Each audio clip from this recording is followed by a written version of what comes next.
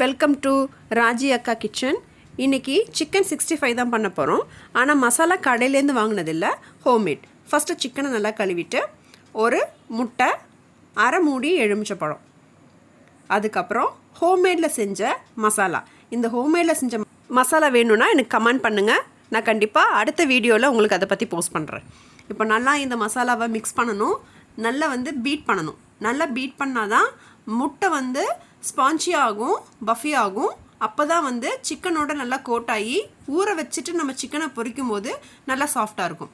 இந்த சிக்கனை நம்ம அந்த மேக்னேட் பண்ணுறதுக்காக ஊற வைக்க போகும்போது தண்ணி கொஞ்சம் கூட அதில் சேராமல் வெறும் சிக்கனை மட்டும் நல்லா பிழிஞ்சிட்டு அந்த சிக்கனை அந்த மசாலாவோட போட்டு நல்லா மிக்ஸ் பண்ணுங்கள். இந்த மசாலாவை நல்லா ஒவ்வொரு சிக்கன் பீஸ்லேயும் மசாலா கோட் ஆகணும்.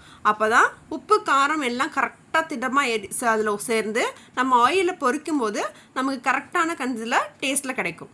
இப்போது இந்த ஊற வச்சதை அட்லீஸ்ட் ஒரு ½ அன் ஹவர்னாவது ஊற விடுங்க. ஊற விட்டதுக்கப்புறம் ஆயில் சூடு பண்ணிவிட்டு ஒன்று ஒன்றா எடுத்து போட்டு அதை நல்லா பொரிய விடணும்.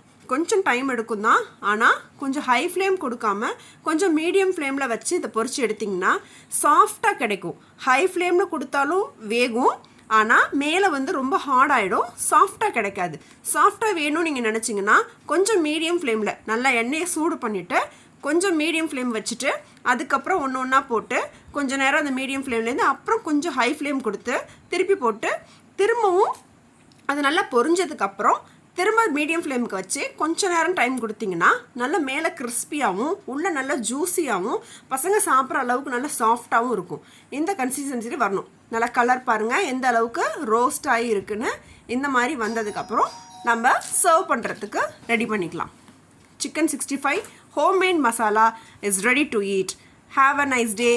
Happy enjoy. Subscribe பண்ணுங்கள், சப்போர்ட் பண்ணுங்கள், சாப்பாடை என்ஜாய்